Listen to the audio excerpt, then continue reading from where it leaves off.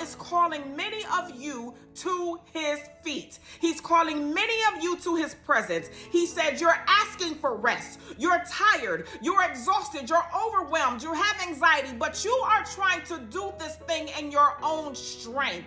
But the recovery lies in the presence of God. Your healing is in his presence. Your restoration is in his presence. Hallelujah. Your joy is in his presence. Amen. Your rest is in his presence. It's time for you to go through the recovery stage. You know how when someone is sick and they have to go have a surgery in order to be made whole, in order to fix whatever is wrong, they go into the surgery. But when they go into the surgery, they don't leave the surgery and go directly home. They go into what is called recovery.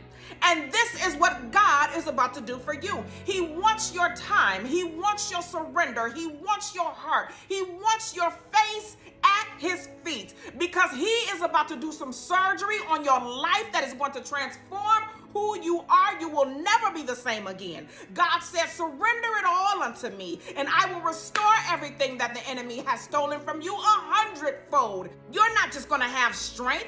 You're going to have supernatural strength. You're not just going to have joy. You're going to have joy overflowing. You're not just going to have rest. You're going to have peace. God says, I'm going to give you your energy back. Get in my presence. I'm going to give you your peace back. Get in my presence. I'm going to fix you. I'm going to restore you, and you are going to recover from this assault on your spirit. Hallelujah. Receive this word of knowledge from God Almighty. He wants to recover you. It's time for your recovery in the name of Jesus.